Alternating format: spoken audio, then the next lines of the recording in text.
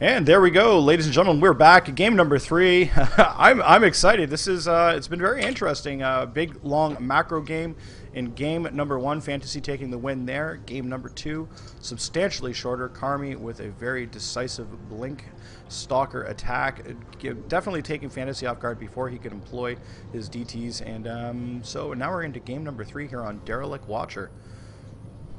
Yeah, and I'm like you said, I'm looking forward to see how this game's going to pan out. That first game really showed the dominance of Fantasy. Fantasy felt very comfortable in long, very drawn out macro games. Had a really good feel for the way that PvP works and the flow of the game. And the second game, Karmy said, "No, I've got your number this time. I know exactly what I'm going to do," and did a well executed blink build versus the DT opening of Fantasy, and it worked out quite well for him.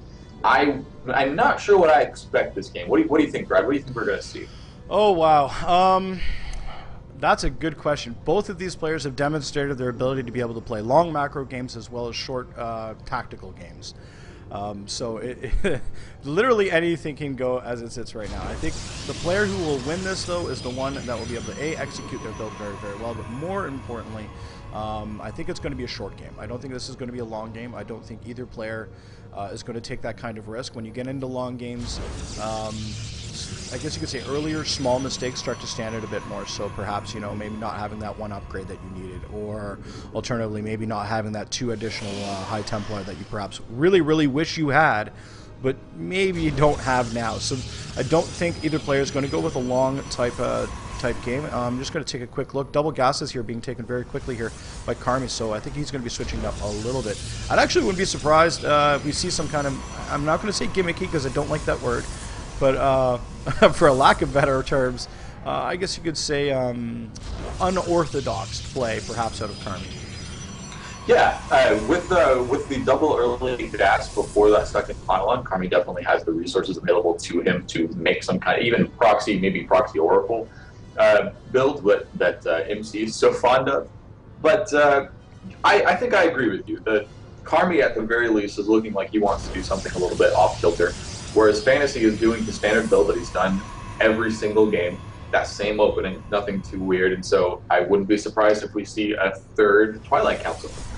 Yeah, I think that's entirely possible with the double gases being taken here by Karmy. He's certainly capable of doing precisely that. Maybe another blink build.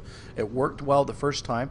He certainly would be able to do it a second time with a Mothership Core. I mean, just looking at this ledge up here in Fantasy's base, there's a lot of spots where you can blink into the bases. There's Natural has got a lot of edging that you can blink in and out of, certainly with without any difficulty. So Fantasy may have his hands full. I think that Karmy has decided, okay, I kind of know where my opponent is. I know what works against him. I know how to take advantage of it. And he's just thought about it. He's put down, okay, this is the build I'm going to use. Yeah, and there's the Stargate tech choice for Karmy, whereas Fantasy is going for kind of an old school triple stalker build before choosing what he wants to do. I think I like this Stargate play from Karmy. I'm a fan of this. It's in base, so I wouldn't be surprised for it to not be an Oracle. I would expect Phoenixes since Karmy got a pretty good scout on what his opponent was doing. But he may think Karmy may go, okay, well, I've played Fantasy 2 games in a row now, and in both games he's going for some kind of Twilight tech. It might be worth the investment just to go Oracle blind, just in case he does DTs, so I don't die outright. Exactly, and we'll see just shortly which path he's planning on taking, and it is going to be a Phoenix play, like you were mentioning. And that is going to actually still be very, very good. Blink is a far, far away thought process at this point in time. Twilight Council is finishing up, and we'll see if Blink is taken up very, very soon. No, not yet. But we'll keep an eye on that. Does he go with Blink or does he go with DTs? That's kind of the question. I think Phoenix can work out really well for him. He has one right now, another one in production. Mothership Core showing up for Fantasy. The Phoenix says are going to see it as well. This is going to be good for him. He's going to be able to get himself hopefully a free Mothership Core before it. No, it recalls back, so no, he's not going to get a kill. And unfortunately, the hand has been shown, so Karmy's Phoenix play is no longer a secret. Yeah, and in response to this, Fantasy starts Blink right away. He says, okay, Blink, or okay, Phoenixes, I'm going to go Blink. that's going to work out pretty well for him. His Blink doesn't, like, it's not like a hard counter where, oh, well, if he goes Phoenixes and I go Blink, I just automatically win.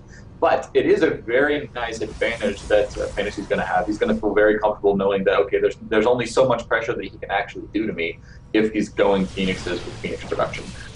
But Karmy rebuilds that Mothership core, and the natural is being taken for Karmy, whereas and he's pressuring his opponent with Phoenixes just to keep him back pinned in his base so that he can't leave and do too much pressure against that exposed natural. I like that.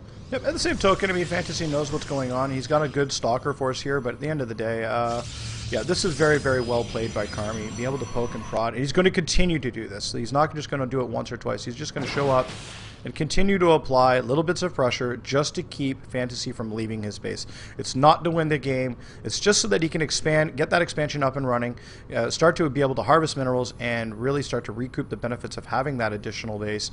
And I think Fantasy is kind of feeling that's maybe the case, and he's heading on out. But that's leaving his base for the most part undefended. And unfortunately, Karmy is not taking advantage of that. He's going to be heading on out to try and in hot pursuit. Yeah, I think he wants to make sure that he doesn't die. Like you mentioned, there was like nothing basically left in Fantasy's base to defend against the Phoenixes. Not even a photon overcharge because that Mothership core did not have the energy. But back at Karmy's base, there is not very much for him either. He's on 3 gateways with Robo and Stargate, so a lot of his money has not been spent on like units, but spent on production facilities. This could hurt him with this massive Stalker attack. I want to see good force fields in order to hold this. You have good force fields, some good lifts, as well as some good action by this Voider. It is certainly very possible to defend. Looks like a proxy pylon in the natural as well. An engagement is on. Stalkers are focus firing down at the Void Ray first, and then it looks like he's going for the Zealots. The Zealots are working away on the front. Just a couple sentries in the back, and it looks like the Phoenixes do get a couple of good pickups here. But a little bit of Blink Micro here, just keeping these Stalkers alive. The Photon Overcharge is really the big thing, keeping Karmy in this game as it's starting to work away on these Stalkers. Huge range on it, as you can see, going all the way down the ramp and onto these Stalkers. So many Stalkers dying. Fantasy, what are you doing? Yes, certainly you're blinking back, but you threw away so many good Stalkers in that engagement. Yeah, I really actually thought that he was going to take the engagement originally, but Karmy held very well. His Zealots held up much longer than I gave him credit for, that's for sure. But the natural is starting to be taken by Fantasy. It's over halfway done now. A Dark Shrine is started for Fantasy, and there's no detection. The Robo is out, but it's making not Observer first, it's making Immortals because Karmy's worried about that pressure. So the follow-up DTs to this, they could do a decent amount of damage. It's just up to Karmy to figure out if he wants to make an Observer, if he feels safe enough to make an Observer right away.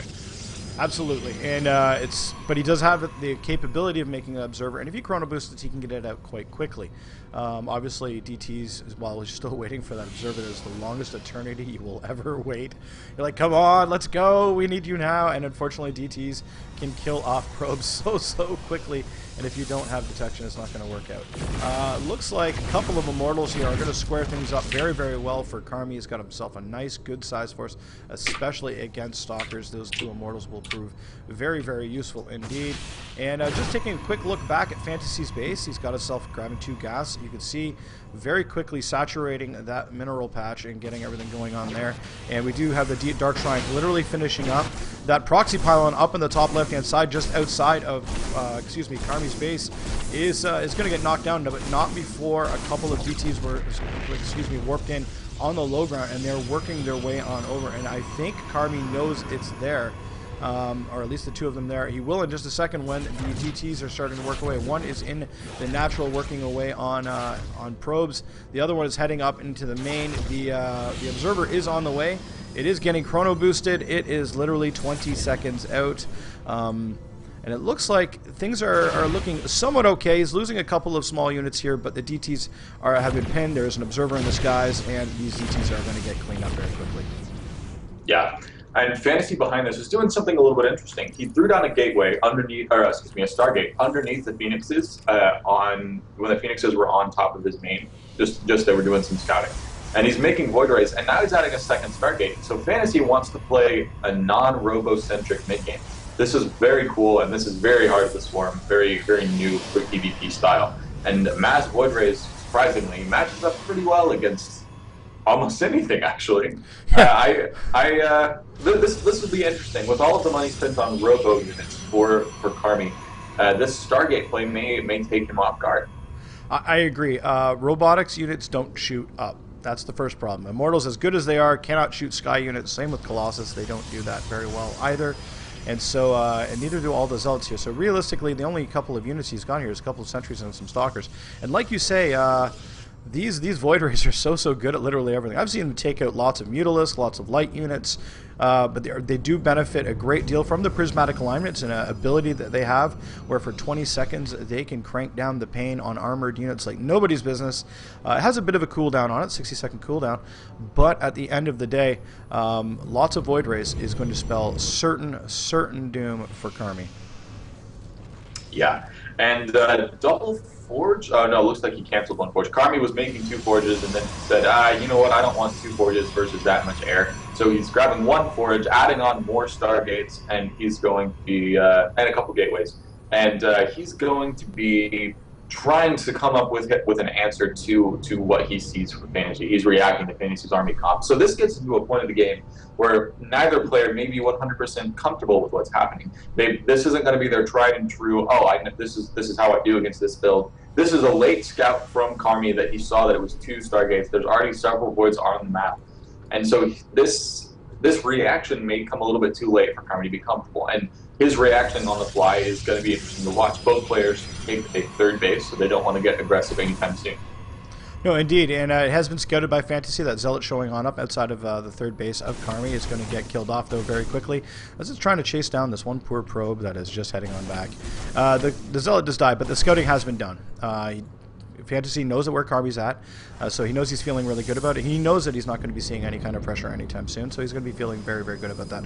Upgrade side of things, this is where it's going to be a little bit different. Fantasy has a +1 air attack already completed. He has Blink and he has Charge Lots. On the flip side of the coin, nothing upgraded for Karmy yet. He needs to get the Forge and the Cybernetics Core just milling away. There is some upgrades in production. He certainly does have shields as well as +1 air weapons, and they're going to finish up shortly. The shields are going to be a nice little bonus. But he needs to be chrono boosting and almost even double pumping upgrades in order to be able to get an upgrade advantage over his opponent. Yeah, right now he's just going to be working at best to stay even. Fleet Beacon on the way for Karmy. He's going to try and get the +2 upgrades, most likely with that Fleet Beacon on the way. And really not too much is happening right now. It's kind of a build up, find my comfort zone before I do anything crazy. The 3rd bases have their gases saturated for each player. Yeah, they're just getting saturated for Karmy. A Zealot run by from Fantasy sees the 3rd base of Karmy, just checking on saturation, see what's going on with it, make sure it's not a real crazy 3rd base Nexus cancel into all in or something weird like that. But yeah, really just kind of a calm state of the game right now. Yep, indeed it is. A little bit of a push out here now by Fantasy. I think he likes what he sees up at the top of the ramp. I think let's just take a quick look at the army supply difference here. And 77 to 78, so no real difference there. Likewise with worker supply, 57 to 62. So, yeah, I think it's just more of a composition thing at this particular point in time. So many more Void Rays in the skies. They are not friendly skies at all. However, that being said, Karmy has his own batch, and he does have +1 upgrades on the weapons, but he also has shields, whereas on the flip side of the coin, Fantasy has +1 armor. He does use the prismatic alignment. He is going to fly on over towards the 3rd. I'm pretty sure he's going to target fire that Nexus. Indeed he does, and they will get tearing through everything on that particular structure. It will drop unbelievably quickly, and a very quick recall back, and very successful. It looks like the same kind of strategic concept that he was using from the first game, where it just basically pick away at particular units, trade very efficiently, but affect economy is the goal. Yeah, and behind this, oh wow, that's gonna be scary. 3 are like, so that was 6 Ides Templar were warped in, 3 Archons were merged right away, and Fantasy is afraid of the counter push. Karmy is saying, I'm behind. That Nexus getting sniped does a lot of damage to me. Here comes a big engagement from both sides. Karmy does not like it. He wants to back up a little bit, throws down some force fields so that he doesn't die right away. But the Blink Forward and the Void Rays are just going to be able to go to town on everything. This army is getting split up, and he's losing units for free. This is not good news for Karmy. No, he's not trading very well at all as it sits. I think he wants to try and get some kind of choke or a ramp where he has an advantage, maybe with even a photon overcharge. He's going to be able to have a bit of an advantage here. A couple of Void Rays are going to get some shots off, and looks like this is going to be where the last stand is. Karmy's going to push on forward. Now they have some additional units, and it's a back and forth match here. Fantasy backing on up, and just taking a quick look, there is certainly a small supply lead, about 10 units, rather 10 supply worth of units in the favor of Fantasy as it sits right this moment. But that was very, very wise of Karmy, not hyperextending himself, getting the heck out of dodge when he needed to, and that certainly benefited him a great deal. He's still back in this game. He's not that far out, and he's getting this third up and running. We're just waiting for that Nexus to finish while he long-distance mines. Yeah, and behind this, he's going for Tempest off 2 Stargates. I kind of like that choice because both players are on Void Rays right now. The problem is, I mean, while Tempest are good units, is that they're not really anything besides Void Rays and Archons that they're going to be poking at. There's no Colossus or Immortals, Colossus really being the main target that Tempests are great against. They're always good, of course, for picking off things at long distances, and actually Karmy takes a 4th base behind us. That's great. But Tempests are not so great in straight-up engagements where you're just fighting and fighting and fighting against Void Rays and mass Void Rays. So that could potentially be a problem, while Fantasy is still making mass Void Rays. Yeah, just taking a look at the units tab really quickly, we have 11 Void Rays as opposed to the 9 for Karmy, so just a slight advantage there for Fantasy. Archons-wise, 4 versus 2. Immortals, Fantasy has none. There is 2 Immortals.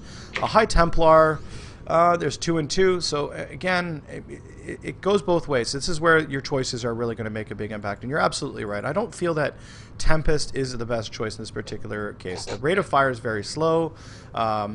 Void Rays do have a bonus against Armored, and they certainly will get a bonus against the Tempest, and additionally, the Tempest does not get a bonus against the Void Ray, so, or I believe, no, it does get a bonus against the Void, sorry, I stand corrected. It doesn't get a bonus against the Void Ray because the Void Ray is not a massive unit. The Tempest favors massive units, like the Colossus, as you were mentioning.